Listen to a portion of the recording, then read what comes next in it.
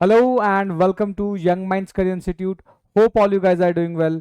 सो आज के लेक्चर में हम स्टार्ट करने वाले हैं क्लैडिस्टिक और समझेंगे कि क्लैडिस्टिक क्या होता है, क्लैडोग्राम क्या होता है, उसके अलावा मोनोफाइलेटिक, पैराफाइलेटिक, इन जितने भी अलग अलग टर्म्स हैं उनको हम आज के लेक्चर में डिस्कस करने वाले हैं। अगर आप मेरे चैनल पर नए हैं और अभी तक चैनल को सब्सक्राइब नहीं किया है तो आई अर्ज कि चैनल को सब्सक्राइब कर लीजिए, अपने दोस्तों के साथ शेयर कर लीजिए। तो डायरेक्टली मूव करते हैं अपने मेन टॉपिक के ऊपर।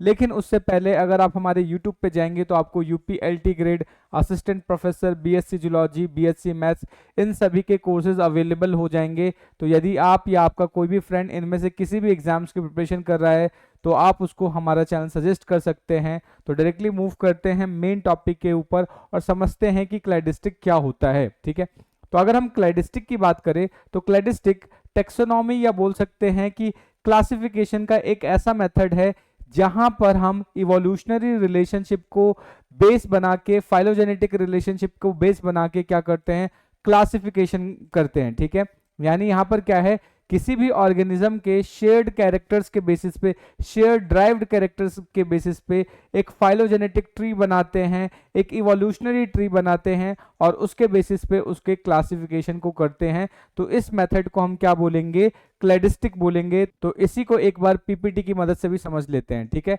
तो क्लैडिस्टिक क्या है? Cladistic is a method of classification, यानी क्लैडिस्टिक एक ऐसा मेथड ऑफ क्लासिफिकेशन है जिसके अंदर हम फाइलोजेनेटिक रिलेशनशिप का यूज करते हैं। फाइलोजेनेटिक रिलेशनशिप का मतलब होता है इवोल्यूशनरी रिलेशनशिप का यूज करते हैं कि कौन से ऑर्गेनिज्म पहले आए, उसके बाद कौन से आए, उसके बाद कौन सा है, इनके बीच में किस तरीके से इवोल्यूशनरी रिलेशनशिप है, इनके बारे में हम यहाँ पर स्टडी करते हैं। ठीक है, यूजिंग शेयर ड्राइव्ड कैरेक्टर, और फाइलोजेनेटिक रिलेशनशिप को बनाने के लिए हम यहाँ पर क्या करते हैं, शेयर्ड ड्राइव कैरेक्टर्स का यूज करते हैं। शेयर ड्राइव कैरेक्टर्स का मतलब क्या होता है कि ड्यूरिंग कोर्स ऑफ इवोल्यूशन कुछ ऑर्गेनिज्म के अंदर कुछ नए कैरेक्टर्स डेवलप हो जाते हैं। ऐसे नए कैरेक्टर्स को हम क्या बोलते हैं, ड्राइव्ड कैरेक्टर्स बोलते हैं। ठीक है, तो ये बात आपको याद रखना है। और ये जो शेयर ड्राइव कैरेक्टर हैं इनको सिन एपोमॉर्फिस भी बोलते हैं, ये बात आपको याद रखना है। और इसके बेसिस पे हम क्या करते हैं, इवोल्यूशनरी ट्री या क्लैडोग्राम का फॉर्मेशन करते हैं। तो ये जो डायग्राम आप देख रहे हो बेसिकली एक क्लैडोग्राम है। तो यहाँ पर अभी हमने क्या समझा कि ये जो क्लैडिस्टिक है, क्लैडिस्टिक एक ऐसा क्लासिफिकेशन का मेथड है जहां पर ऑर्गेनिज्म के शेयर ड्राइव्ड कैरेक्टर्स का यूज करके हम फाइलोजेनेटिक ट्री का फॉर्मेशन करते हैं या फाइलोजेनेटिक रिलेशनशिप को ड्राइव करते हैं। तो इस मेथड को हम क्या बोलेंगे, क्लैडिस्टिक बोलेंगे। ठीक है, तो ये बात आपको याद रखनी है। नेक्स्ट अगर हम बात करें सिंपल टर्म्स के अंदर कि जो क्लैडिस्टिक है, यहाँ पे हम ऑर्गेनिज्म को उसके एंसेस्ट्री के बेसिस पे किसी एक पर्टिकुलर ग्रुप के अंदर रखते हैं, ना कि ओवरऑल सिमिलैरिटी के बेसिस पे। ठीक है, तो इससे लास्ट वाले लेक्चर के अंदर हमने जब फिनेटिक्स के अंदर डिस्कस किया था तो फिनेटिक्स के अंदर मैंने आपको बताया था कि वहां पर ऑर्गेनिज्म को क्लासिफाई करते हैं on the basis of overall character. ठीक है, लेकिन क्लैडिस्टिक के अंदर क्या है, हम एंसेस्ट्रल क्लासिफिकेशन या बोल सकते हो फाइलोजेनेटिक रिलेशनशिप को ज्यादा प्रायोरिटी देते हैं और उसके बेसिस पे यहां पर क्लासिफिकेशन करते हैं। ठीक है, तो ये बात आपको याद रखनी है। नेक्स्ट अगर हम बात करें, cladistic is based on the following की प्रिंसिपल। ठीक है, अब अगर सपोज करो मुझे क्लैडिस्टिक या क्लैडोग्राम बनाना हो तो किस तरीके से बनाऊंगा, इस चीज को समझते हैं। ठीक है, जनरली जब भी हमें किसी एक क्लैडोग्राम को बनाना होता है तो सबसे पहले हम किसी एक कैरेक्टर्स को चूज करते हैं। ठीक है, तो सबसे पहला जो स्टेप होता है क्लैडोग्राम बनाने का या क्लैडिस्टिक स्टडी करने का, तो सबसे पहले क्या है, हम किसी एक कैरेक्टर को चूज करते हैं। ठीक है, तो फर्स्ट स्टेप क्या होगा, फर्स्ट हम किसी कैरेक्टर को चूज करेंगे। ठीक है, जब भी हम कैरेक्टर को चूज कर लेते हैं फिर ये चेक करते हैं कि ये जो कैरेक्टर है ये किस तरीके का कैरेक्टर है। क्या ये एंसेस्ट्रल कैरेक्टर है, क्या ये एंसेस्ट्रल कैरेक्टर है? एंसेस्ट्रल कैरेक्टर का मतलब होता है एक ऐसा कैरेक्टर जो पूरे के पूरे सभी ऑर्गेनिज्म के अंदर प्रेजेंट होगा। ऐसा नहीं कि ये किसी में प्रेजेंट होगा किसी में नहीं प्रेजेंट होगा। तो हमने सपोज किया एक कैरेक्टर चूज किया, फिर उसके बाद चेक किया क्या ये कैरेक्टर एंसेस्ट्रल नेचर का है। एंसेस्ट्रल नेचर का मतलब कि जितने भी एंसेस्टर्स होंगे वहां से लेके जितने भी डिसेंडेंट्स होंगे सभी के अंदर वो कैरेक्टर अगर प्रेजेंट है तो उसको बोलेंगे एंसेस्ट्रल कैरेक्टर। ठीक है, या फिर ये कैरेक्टर कुछ इस तरीके का कैरेक्टर है जो during course of evolution develop हुआ है। तो अगर during course of evolution develop होता है तो ऐसे कैरेक्टर को हम बोलते हैं शेयर ड्राइव्ड कैरेक्टर। इसको क्या बोलेंगे, शेयर ड्राइव्ड कैरेक्टर बोलेंगे। तो ये दो टाइप के कैरेक्टर होगा। तो जब भी हम क्लेडोग्राम बनाए या क्लेडिस्टिक की स्टडी करेंगे तो सबसे पहला काम हमारा यही होगा कि सबसे पहले हम क्या चूज करें, कैरेक्टर को चूज करें। कैरेक्टर को जब चूज कर लेंगे फिर उसको ग्रुप करना पड़ेगा, उसको समझना पड़ेगा कि कैरेक्टर कैसा है, क्या वो कैरेक्टर क्या है, एंसेस्ट्रल नेचर का है या कैरेक्टर कैसा है, ड्राइव नेचर का है। ठीक है, अगर कैरेक्टर एंसेस्ट्रल नेचर का है तो उसको हम बोलते हैं सिन प्लीजियोमॉर्फिक। इसको क्या बोलेंगे, सिन प्लीजियोमॉर्फिक। ऐसे कैरेक्टर को हम बोलते हैं सिन प्लीजियोमॉर्फिक। और जो कैरेक्टर शेयर ड्राइव कैरेक्टर होते हैं उसको बोलते हैं सिन एपोमॉर्फिक, सिन एपोमॉर्फिक। ठीक है, तो ये दो टर्म आपको याद रखना है। एंसेस्ट्रल कैरेक्टर को क्या नाम देंगे, सिन प्लीजियोमॉर्फिक, और जो आपके ड्राइव्ड कैरेक्टर होंगे उनको बोलेंगे सिन एपोमॉर्फिक। ठीक है, अब जब हम कैरेक्टर्स को ग्रुप कर लेंगे कि एंसेस्ट्रल है या फिर शेयर ड्राइव कैरेक्टर है, तो उसके बाद जो सेकंड स्टेप हम जो काम करते हैं उस सेकंड स्टेप में बेसिकली हमें करना क्या होगा कि हम बनाएंगे इन ग्रुप और आउट ग्रुप। यानी अब हमें आइडेंटिफाई करना पड़ेगा किस चीज को, इन ग्रुप और दूसरी क्या चीज को आइडेंटिफाई करना होगा, आउट ग्रुप को आइडेंटिफाई करना होगा। तो दो चीजें हमें आइडेंटिफाई करनी होती है, एक आइडेंटिफाई करना होता है इन ग्रुप और एक होता है आउट ग्रुप। अब ये इन ग्रुप और आउट ग्रुप क्या होता है उसको समझते हैं। सपोज करो कि मैं कोई क्लेडोग्राम बना रहा हूं, ठीक है, तो यहाँ पे मान लेते हैं कि एक कॉमन एंसेस्टर है। ठीक है, अब इस कॉमन एंसेस्टर के बेसिस पे अब यहाँ पे कुछ इस तरीके से कैरेक्टर्स का डेवलपमेंट होना स्टार्ट हो गया। ठीक है, कुछ इस तरीके से कैरेक्टर्स का डेवलपमेंट होना स्टार्ट हुआ। ठीक है, तो इस तरीके से हमने एक क्लेडोग्राम बनाया। अब इस क्लेडोग्राम में हम ये देखते हैं कि कुछ कैरेक्टर हैं जो यहाँ पर डेवलप हुआ है। अगर कोई कैरेक्टर मान लेते हैं इस पर्टिकुलर पॉइंट पे डेवलप होगा, तो इस पर्टिकुलर पॉइंट पे डेवलप होने की वजह से क्या होगा, ये यहाँ पर भी प्रेजेंट होगा, यहाँ पर भी प्रेजेंट होगा, यहाँ पर भी प्रेजेंट होगा, बट इसके अंदर ये वाला कैरेक्टर प्रेजेंट नहीं होगा। तो ये क्या है, पूरे क्लेडोग्राम से बिल्कुल अलग हो गया है। तो ये क्योंकि ये अलग हुआ पड़ा है, इसके अंदर ये जो न्यूली डेवलप्ड कैरेक्टर है वो इसके अंदर प्रेजेंट नहीं होगा, इसलिए इसको हम क्या बोलेंगे, आउट ग्रुप बोलेंगे। इसको क्या बोलेंगे, आउट ग्रुप बोलेंगे। और ये बाकी जितने भी हैं जिनके अंदर ये शेयर्ड कैरेक्टर प्रेजेंट होंगे, इसको क्या नाम देंगे, इसको नाम देंगे इन ग्रुप नाम देंगे। इसको क्या नाम देंगे, इन ग्रुप।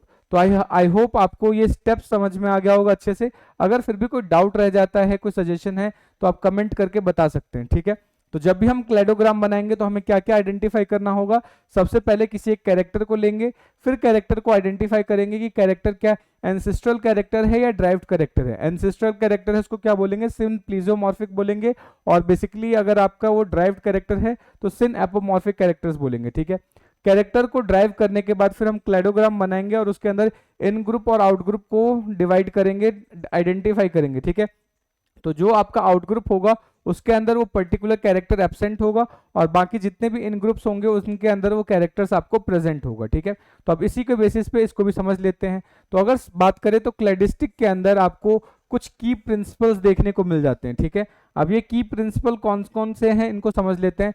सबसे पहले हम क्या है, कॉमन एंसेस्ट्री को चेक करेंगे। ठीक है, कॉमन एंसेस्ट्री का मतलब क्या वो एंसेस्ट्रल कैरेक्टर को शो कर रहा है, क्योंकि एंसेस्ट्रल कैरेक्टर को शो करेगा तो एंसेस्ट्रल कैरेक्टर हर एक डिसेंडेंट के अंदर प्रेजेंट होता है, हर एक ग्रुप के अंदर प्रेजेंट होगा। ठीक है, तो ये चीज आपको ध्यान रखनी है। तो organism that share recent common ancestry are group together, यानी जिनके अंदर एंसेस्ट्रल कैरेक्टर होगा उनको एक साथ रखेंगे। ठीक है, ये बात आपको याद रखना है। उसके बाद क्या है, शेयर ड्राइव्ड कैरेक्टर या सिन एपोमॉर्फिज्म जिनको बोलते हैं। तो अगर शेयर ड्राइव्ड कैरेक्टर का मतलब है कि ये जो कैरेक्टर है सिर्फ कुछ लिमिटेड ऑर्गेनिज्म के अंदर देखने को मिलेगा, जिसके अंदर ड्यूरिंग कोर्स ऑफ इवोल्यूशन वो कैरेक्टर डेवलप हुआ है। ठीक है, तो इसी चीज को हमने लिखा है कि only derived characters new evolutionary trait shared by a group are used for classification not ancestral trait.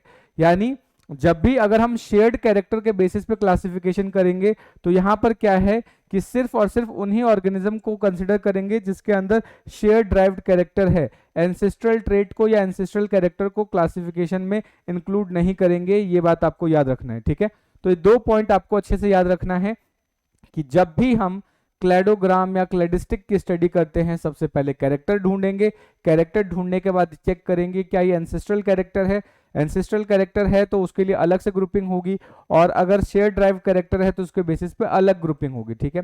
तो अगर सपोज करो कोई कैरेक्टर जैसे शेयर ड्राइव कैरेक्टर है, यानी ये मान लेते हैं ड्राइव्ड कैरेक्टर है कि ये सडन डेवलप हुआ है, तो जब सडन डेवलप हुआ है तो जिन जिन के अंदर डेवलप होगा उनको बोल देंगे इन ग्रुप के पार्ट है, और जिनके अंदर ये जो ड्राइव्ड कैरेक्टर डेवलप नहीं हुआ है, सिर्फ एंसेस्ट्रल कैरेक्टर है, वो किस में काउंट किए जाएंगे, वो आउट ग्रुप में काउंट किए जाएंगे। ये बात आपको अच्छे से याद रखनी है। नेक्स्ट अगर हम बात करते हैं, cladistic is based on the following की प्रिंसिपल। उसके बाद क्या है, जैसे ही हम इन ग्रुप और आउट ग्रुप बना लेंगे उसके बाद क्या है, नेक्स्ट स्टेप्स के बारे में बात कर रहे हैं, उसमें क्या करेंगे, ब्रांचिंग इवोल्यूशन या क्लैडोजेनेसिस।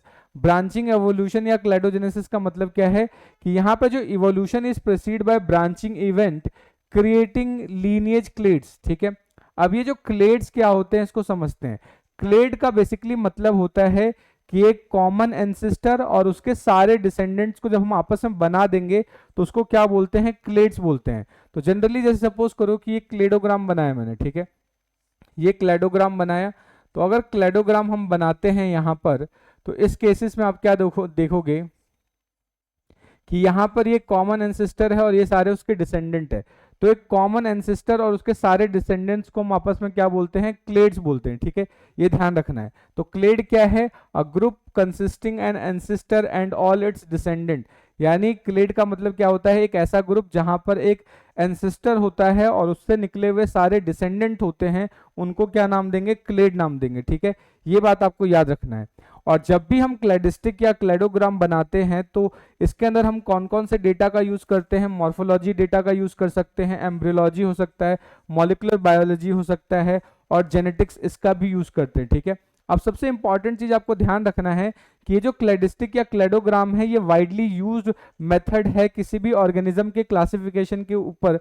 क्यों, क्योंकि यहाँ पर हम क्या करते हैं, जेनेटिक्स के अलावा भी इवोल्यूशनरी रिलेशनशिप को भी प्रायोरिटी देते हैं। तो ये बहुत अच्छे से चीजों को एक्सप्लेन करने में हेल्प करता है, ठीक है। यानी हम कैरेक्टर्स को तो इंक्लूड कर ही रहे हैं, उसके अलावा क्या है, इवोल्यूशनरी रिलेशनशिप को भी प्रायोरिटी देते हैं, जिसकी वजह से ये क्या है, ये वाइडली यूज्ड बोल सकते हो मेथड है क्लासिफिकेशन का, ठीक है।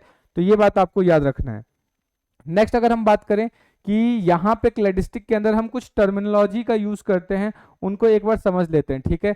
जैसे कि क्लैडिस्टिक की बात करें तो क्लैडिस्टिक क्या है, एक ऐसा मेथड ऑफ क्लासिफिकेशन जिसके अंदर हम इवोल्यूशनरी ब्रांचिंग को प्रायोरिटी देते हैं, या इवोल्यूशनरी ब्रांचिंग के बेसिस पे क्लासिफिकेशन जब करते हैं तो क्लैडिस्टिक हो जाएगा, ठीक है। अगर हम क्लेड वर्ड यूज कर रहे हैं, इसका मतलब होता है, क्लेड का मतलब होता है एंसेस्टर और उससे रिलेटेड ऑल टोटल डिसेंडेंट्स, ठीक है। तो क्या होगा, group including N ancestor and all its descendant, यानी एक एंसेस्टर और उससे रिलेटेड जितने भी उसके डिसेंडेंट्स हैं उनको हम क्या बोलेंगे, उसको बोलेंगे क्लेड, ठीक है, ये ध्यान रखना है। या क्लेड को ही मोनोफाइलेटिक ग्रुप भी बोलते हैं, ये टर्म याद रखना है। क्लेड को ही हम क्या बोलते हैं, मोनोफाइलेटिक ग्रुप बोलते हैं, ठीक है, ये याद रखेंगे। तो मोनोफाइलेटिक ग्रुप का मतलब क्या है कि common a single common ancestor along with all its descendant is called as monophyletic group, ठीक है। पैराफाइलेटिक ग्रुप का मतलब क्या होता है, पैराफाइलेटिक ग्रुप के अंदर हम यूज करते हैं रीसेंट एंसेस्टर, ठीक है। यहां पे क्या यूज करेंगे, recent ancestor and all its descendant. इसका क्या मतलब हुआ, तो एक क्लैडोग्राम बना के समझ लेते हैं। सपोज करो मैं एक क्लैडोग्राम बना रहा हूं कुछ इस तरीके से, ऐसे कुछ बना रहा हूं, ठीक है। तो ये एक मेन एंसेस्टर है, ठीक है। उसके अलावा यहाँ पे भी कुछ इस तरीके से हम ऐसा बना रहे हैं, कुछ ऐसा बना लेते हैं। तो जैसे सपोज करो ये सारे डिसेंडेंट कहलाएंगे और उसके ऊपर ये वाला एक एंसेस्टर कहलाएगा। तो जो सबसे ज्यादा रीसेंट एंसेस्टर है और उसके डिसेंडेंट, उनको आपस में हम क्या नाम देंगे, पैराफाइलेटिक ग्रुप देंगे, ठीक है। तो पैराफाइलेटिक का मतलब क्या होता है, रीसेंट एंसेस्टर और उससे रिलेटेड सारे उसके डिसेंडेंट्स को बोलेंगे पैराफाइलेटिक ग्रुप। पॉलीफाइलेटिक ग्रुप्स के अंदर क्या है कि हम एंसेस्टर्स को काउंट नहीं करते हैं, ठीक है, एंसेस्टर्स को रिमूव कर देते हैं, सिर्फ और सिर्फ डिसेंडेंट्स को इंक्लूड करते हैं, ठीक है। तो यहाँ पे क्या होगा, एंसेस्टर, यहाँ पे एंसेस्टर्स आर नॉट इंक्लूडेड, यहां पर हम एंसेस्टर्स को इंक्लूड नहीं करते, सिर्फ और सिर्फ किसको इंक्लूड करेंगे, डिसेंडेंट्स को इंक्लूड करेंगे, ये बात आपको याद रखनी है। नेक्स्ट, एंसेस्ट्रल कैरेक्टर का क्या मतलब होगा, एंसेस्ट्रल कैरेक्टर का मतलब एक ऐसा कैरेक्टर जो पीछे से चला हुआ आ रहा है और हर एक ऑर्गेनिज्म के अंदर प्रेजेंट है, यानी प्रिमिटिव कैरेक्टर्स के बारे में बात कर रहे हैं। तो एंसेस्ट्रल कैरेक्टर क्या होगा? प्रिमिटिव कैरेक्टर्स होगा, inherit from the distant ancestor, यानी जो पीछे से चला हुआ आ रहा है या जो सबसे पहले वाले एंसेस्टर से चला हुआ जो कैरेक्टर्स आ रहा है उसको हम क्या नाम देंगे? उसको नाम देंगे एंसेस्ट्रल कैरेक्टर, ठीक है। ड्राइव्ड कैरेक्टर हम ऐसे कैरेक्टर्स को बोलेंगे जो during course of evolution develop हुआ है, ठीक है। तो ऐसे कैरेक्टर्स जो न्यूली इवॉल्व हुए हैं और न्यूली डेवलप हुए हैं उनको बोलेंगे ड्राइव्ड कैरेक्टर, ठीक है। या सिन एपोमॉर्फिस भी बोलेंगे, इसको ध्यान रखना है। उसके अलावा आपको एक नया टर्म मिल जाता है जिसको बोल रहे हैं ऑटोमॉर्फी, ठीक है। यहाँ पे क्या है? Derived character unique to a single taxon, यानी एक ऐसा कैरेक्टर जो किसी एक सिंगल टेक्सन के लिए रिस्पॉन्सिबल होगा, उसको क्या बोलेंगे? ऑटोमॉर्फी बोलेंगे, ठीक है। ये बात आपको याद रखनी होगी। नेक्स्ट अब बात करते हैं कि क्लैडिस्टिक का हम एनालिसिस कैसे करते हैं, steps in analysis of cladistic, ठीक है। तो जो अभी मैंने आपको स्टेप्स पीछे बताए हैं वही स्टेप्स हम यूज करते हैं क्लैडिस्टिक के एनालिसिस के लिए, ठीक है। तो सबसे पहले क्या है? हम एक सिंगल ऑपरेशनल यूनिट के बारे में डिस्कशन करेंगे या एक सिंगल ऑपरेशनल यूनिट को कंसीडर करेंगे। अब ये सिंगल ऑपरेशनल यूनिट क्या हो सकता है कि किसी भी इस सेलेक्ट स्पीसीज और ग्रुप्स टू बी कंपेयर्ड, यानी कि हम किसी एक ऐसे स्पीसीज या ग्रुप को यूज करेंगे जिसको हम आपस में कंपेयर करने वाले, ठीक है। और जैसे ही हम वो सेलेक्ट कर लेंगे यानी ऑपरेशनल यूनिट सेलेक्ट कर लेंगे, उसके बाद क्या है? हम कैरेक्टर्स को चूज करेंगे। और ये कैरेक्टर कैसे हो सकते हैं? एंसेस्ट्रल कैरेक्टर हो सकते हैं, जैसे भी हमने बताया कि सिन प्लीजोमॉर्फिक हो सकता है, या फिर ड्राइव्ड कैरेक्टर हो सकता है जिसको हम सिन एपोमॉर्फिक बोलते हैं, ठीक है। तो दूसरी चीज क्या है कि हम कैरेक्टर्स को चूज करेंगे, और कैरेक्टर्स कैसे हो सकते हैं? मॉर्फोलॉजिकल हो सकते हैं, एनाटॉमिकल हो सकते हैं, मॉलिक्यूलर कैरेक्टर्स हो सकते हैं, बिहेवियरल हो सकते हैं, ठीक है, जिनको हम इनमें से किसी भी कैरेक्टर को चूज कर सकते हैं, ठीक है। जब हम कैरेक्टर को चूज कर लेंगे, कैरेक्टर को चूज करने के बाद हम क्या फाइंड आउट करेंगे कि कैरेक्टर कैसे हैं, एंसेस्ट्रल कैरेक्टर हैं या ड्राइव्ड कैरेक्टर हैं। एंसेस्ट्रल कैरेक्टर को प्लीजियोमॉर्फिक कैरेक्टर्स बोलते हैं, ड्राइव्ड कैरेक्टर को एपोमॉर्फिक बोलते हैं, ठीक है। जब वो कैरेक्टर चूज कर लेंगे, चूज करने के बाद हम क्या करेंगे? सिलेक्शन ऑफ आउटग्रुप, यानी आउटग्रुप का सिलेक्शन करेंगे। आउटग्रुप का मतलब क्या है? जिसके अंदर वो पर्टिकुलर डेवलपमेंट ना हुआ हो। जैसे जस्ट अभी मैंने आपको शुरुआत में बताया कि अगर सपोज करो अगर मैं क्लैडोग्राम बना रहा हूँ, ठीक है, इस तरीके से क्लैडोग्राम बना रहा हूँ, तो मान लेते हैं ये एक कॉमन एंसेस्टर है, ठीक है। अब ये जो कॉमन एंसेस्टर है वहां से कैरेक्टर डेवलप हुआ है और यहाँ पर इस पर्टिकुलर पॉइंट पे एक न्यू कैरेक्टर डेवलप हो रहा है। तो ये जो न्यू कैरेक्टर है वो इसमें भी आएगा, इसमें भी आएगा, इसमें भी आएगा, इसमें भी आएगा। तो जिनके अंदर वो कैरेक्टर जो न्यूली ड्राइव्ड कैरेक्टर्स होता है जिनमें प्रेजेंट होगा उनको नाम देंगे इन ग्रुप, और जिनके अंदर वो कैरेक्टर डेवलप नहीं होता उसको क्या बोलेंगे? Out group. तो सेकंड स्टेप क्या होता है? आउट ग्रुप, यानी जब भी हम कैरेक्टर को डिफाइन कर लेंगे, डिफाइन करने के बाद उसमें से एंसेस्ट्रल और ड्राइव्ड कैरेक्टर छांट लेंगे, उसके बाद फिर क्या काम होगा कि हम आउट ग्रुप्स का फॉर्मेशन करेंगे या आउट ग्रुप्स को डिफाइन करेंगे, ध्यान रखना है, ठीक है। और जब ये सारी चीजें हम कर लेंगे तो उसके बाद कैरेक्टर मैट्रिक्स का फॉर्मेशन करेंगे। कैरेक्टर मैट्रिक्स का मतलब क्या है कि एक पर्टिकुलर नंबर दिया गया है, ठीक है, कि अगर सपोज करो कि एंसेस्ट्रल कैरेक्टर है तो उसके लिए 0 यूज करेंगे और ड्राइव्ड कैरेक्टर है तो उसके लिए क्या यूज करेंगे? 1 यूज करेंगे। तो ये स्टेप्स होते हैं, आपको याद रखने हैं, ठीक है। तो जैसे कि यहाँ पर ये कैरेक्टर मैट्रिक्स आपको बना रखा है कि जैसे मान लो कोई एक कैरेक्टर है, आउट ग्रुप के अंदर मान लेते वो कैरेक्टर नहीं है, और जो दूसरा ग्रुप है उसके अंदर भी वो कैरेक्टर नहीं है, लेकिन बाकी जो दूसरे बने हैं बी और सी उनके अंदर वो कैरेक्टर बने हुए हैं। इसका क्या मतलब हुआ? इसको एक बार डायग्राम की मदद से समझ लेते हैं, ठीक है। मान लो ये क्लेडोग्राम हमने बनाया कुछ इस तरीके का, ये कुछ इस तरीके से बनाया, ठीक है, जिसमें से मान लेते हैं कि फॉर एग्जांपल ये ए है, ये बी है, ये सी है, ये डी है, ऐसा कुछ ले लेते हैं, ठीक है। अब यहाँ पे जो कैरेक्टर है वो आप देख रहे हो कि आउट ग्रुप और ए में ये कैरेक्टर देखने को नहीं मिल रहा है, यानी इसका मतलब ए और बी के अंदर यानी आउट ग्रुप ये तो क्या हो जाएगा? सपोज करो ये आउट ग्रुप है, ए वाला क्या कंसिडर हो जाएगा? आउट ग्रुप है, ठीक है। तो यहाँ पर आप देख रहे हो कि आउट ग्रुप और ए के अंदर आउट ग्रुप यहाँ पे बना देता हूं मैं एक और, इसको ऐसा मान लेते हैं ये आउट ग्रुप है, इसको ए कर लेते हैं, इसको बी कर लेते हैं और इसको सी कर लेते हैं, ठीक है। तो ये आउट ग्रुप है, तो इस आउट ग्रुप के अंदर वो कैरेक्टर देखने को नहीं मिल रहा, आपको यहाँ पर ए में भी नहीं देखने को मिल रहा है, यानी इसका मतलब है कि वो कैरेक्टर कहीं यहाँ डेवलप हुआ होगा जिसकी वजह से इसमें बी और सी में दिख रहा है, लेकिन ए और इसके अंदर आउट ग्रुप के अंदर ये कैरेक्टर देखने को नहीं मिल रहा है। तो कुछ इस तरीके का इसका क्लेडोग्राम बन के आएगा, तो उसको हम कैरेक्टर मैट्रिक्स भी बोलते हैं, ठीक है, ये बात आपको याद रखनी है। नेक्स्ट, अब जब हम ये कैरेक्टर या ये जो क्लेडोग्राम बना लेंगे, ये डायग्रामेटिक रिप्रेजेंटेशन कर लेंगे, तो उसको क्या है एक बार एनालिसिस करेंगे, ठीक है।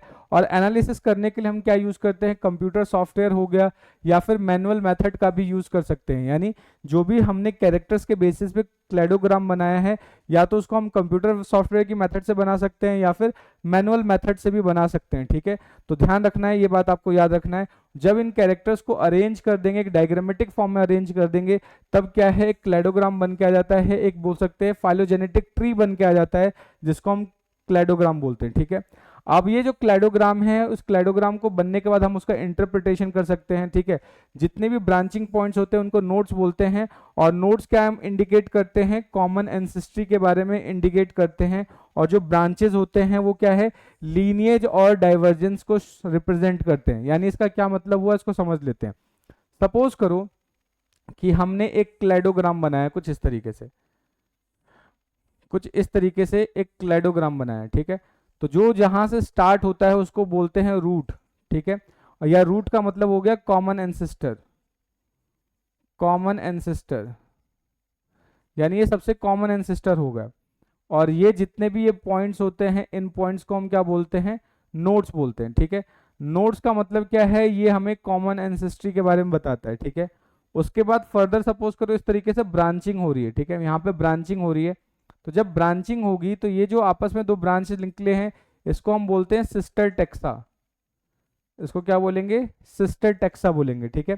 तो ये पॉइंट्स आपको याद रखना है। ब्रांचिंग का मतलब क्या बताता है, कॉमन एंसेस्ट्री, और जो आपके जो ब्रांचेस है वो लीनिएज या डाइवर्जिंग ग्रुप्स के बारे में एक्सप्लेन करते हैं। तो ये पॉइंट आपको याद रखना है, ठीक है।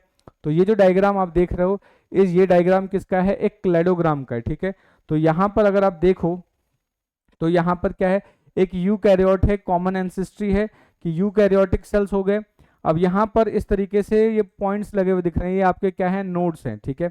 अब इस नोड्स के अंदर क्या है, जैसे सपोज करो वर्टिब्री प्रेजेंट होगा, तो वर्टिब्री के बेसिस पे चीजों को अरेंज कर दिया, फिर फोर लिम्स के बेसिस पे, फिर एमनियोटिक एग के बेसिस पे, फिर हेयर और फर के बेसिस पे हमने इसको अलग अलग, जैसे जैसे कैरेक्टर चेंज होते गए, नए नए कैरेक्टर डेवलप होने लग गए, वो सारे कैरेक्टर्स क्या हो गए, जैसे सपोज करो वर्टिब्री प्रेजेंट हुआ तो ये ड्राइव्ड कैरेक्टर है, फोर लिम्स हो गया, एमनियोटिक एग्स हो गया, या हेयर या फर हो गया।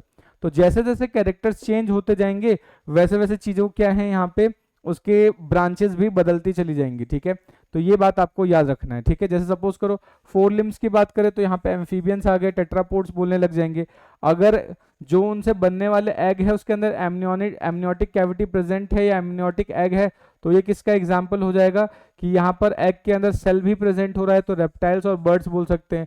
बॉडी के ऊपर हेयर या फर है तो रोडेंट्स या प्राइमेट उसको बोल सकते हैं। तो इस तरीके से हम चीजों को क्लासिफाई कर रहे होते हैं यहाँ पे, ठीक है। तो ये बात आपको याद रखनी है।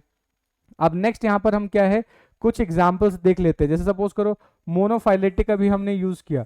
मोनोफाइलेटिक का मतलब क्या होता है कि एंसेस्टर और उससे रिलेटेड टोटल डिसेंडेंट। तो यहाँ पर हम बात क्या करते हैं, कॉमन एंसेस्टर और उसके जितने भी डिसेंडेंट हैं उन सभी को क्या बोलेंगे, मोनोफाइलेटिक बोलेंगे। जैसे कि एग्जाम्पल के तौर पे मेमेलिया हो गया। पैराफाइलेटिक का मतलब क्या होता है, recent ancestor plus some of its descendant, यानी रीसेंट एंसेस्टर और सम ऑफ इट्स डिसेंडेंट को क्या बोलेंगे, पैराफाइलेटिक बोलेंगे। एग्जाम्पल के बाद रेप्टिलिया एक्सक्लूडिंग बर्ड्स, बर्ड्स को हमने एक्सक्लूड नहीं किया, यहाँ पे इंक्लूड नहीं किया, उसको निकाल दिया है। उसके बाद पॉलीफाइलेटिक का मतलब क्या है कि यहाँ पे हम एंसेस्टर को नहीं कंसिडर करते, सिर्फ और सिर्फ क्या है, डिसेंडेंट को कंसिडर करते हैं, ठीक है। Taxa with different ancestors group together, यानी यहाँ पे सिर्फ आपको याद रखना है कि यहाँ पे ओनली डिसेंडेंट्स आर कंसीडर्ड। यहाँ पे सिर्फ और सिर्फ डिसेंडेंट्स को कंसीडर करते हैं, ठीक है। जैसे कि marine mammals, whales plus seal, ये बात आपको याद रखना है। जितने भी डिसेंडेंट्स होंगे अगर सिर्फ उनको कंसीडर कर रहे हैं तो वो पॉलीफाइलेटिक का एग्जाम्पल होगा। ये बात आपको याद रखनी है, ठीक है।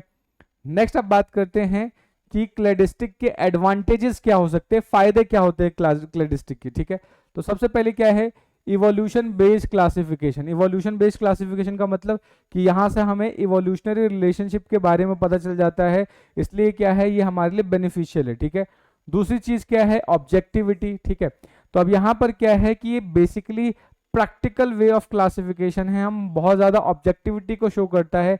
उसके बाद आपको ध्यान रखना है। उसके बाद क्वांटिटेटिव नेचर का होता है। क्वांटिटेटिव नेचर का मतलब भी can be analysed with the molecular and computational data, यानी इसको हम मॉलिक्यूलर और कॉम्पिटेशनल डेटा के बेसिस पे भी एनालाइज कर सकते हैं। यूनिवर्सलिटी होता है, यानी कि ये जो क्लेडोग्राम है वो हम सभी के लिए बना सकते हैं, चाहे वो प्लांट हो, एनिमल्स हो, माइक्रोब्स हो, सभी के लिए वैलिड है, इसलिए यूनिवर्सल नेचर का होगा।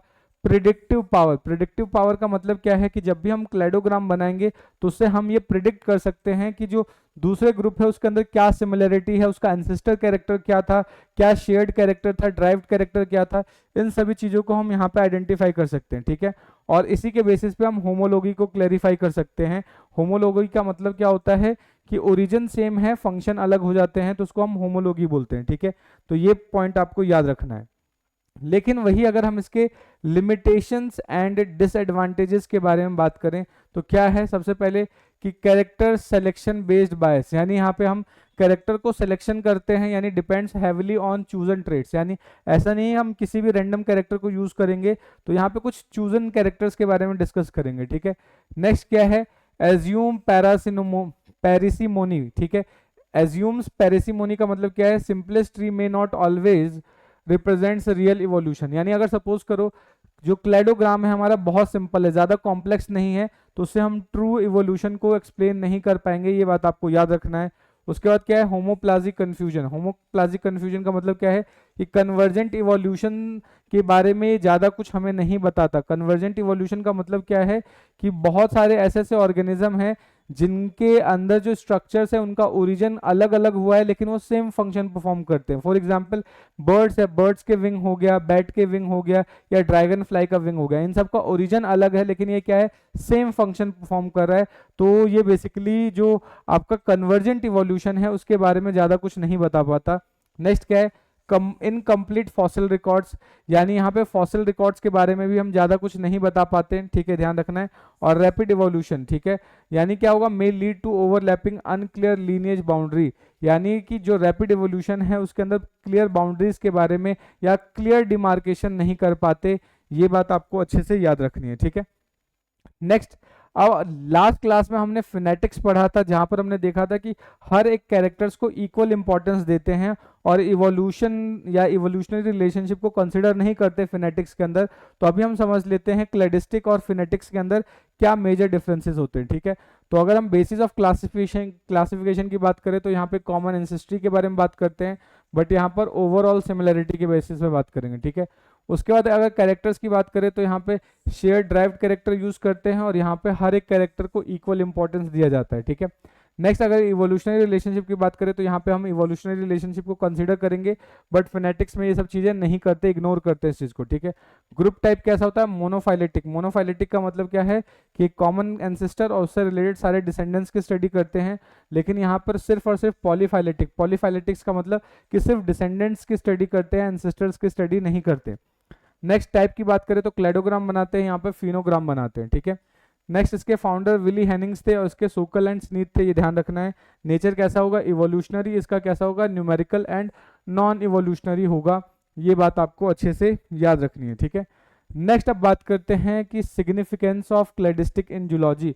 जूलॉजी के अंदर इसकी क्या सिग्निफिकेंस है, क्या बेनिफिट्स हैं, उसको समझ लेते हैं। ठीक है, तो सबसे पहले क्या है कि foundation of modern phylogenetic classification, यानी जो मॉडर्न फाइलोजेनेटिक क्लासिफिकेशन है उसकी नींव रखता है, ये ध्यान रखना है। नेक्स्ट, इसके अंदर morphological, molecular and genetic data को आपस में इंटीग्रेट करके हम रखते हैं। उसके अलावा ये यूनिफाइड इवोल्यूशनरी फ्रेमवर्क प्रोवाइड करता है ताकि हम बायोडाइवर्सिटी को आसानी से पढ़ सकें। उसके अलावा ये हेल्प करता है pattern of descents, adaptation and speciation, यानी न्यू ग्रुप के या न्यू स्पीसीज के फॉर्मेशन के बारे में भी हमें समझने में आसानी हेल्प करता है। Next, widely applied in molecular biology, evolutionary zoology and conservation of taxonomy, इन सभी चीज़ों के अंदर इसका हम सबसे ज़्यादा यूज़ करते हैं, तो ये बात आपको याद रखनी है। ठीक है, तो इसी के साथ हमारा आज का लेक्चर यहीं पे समाप्त होता है। Hope you have enjoyed the cladistic और आपको क्लैडिस्टिक अच्छे से समझ में आ गया होगा। अगर फिर भी कोई डाउट रह जाता है, कोई सजेशन है, तो आप कमेंट करके बता सकते हैं। मिलते हैं नेक्स्ट वीडियो में, तब तक के लिए जय हिंद दोस्तों, थैंक यू।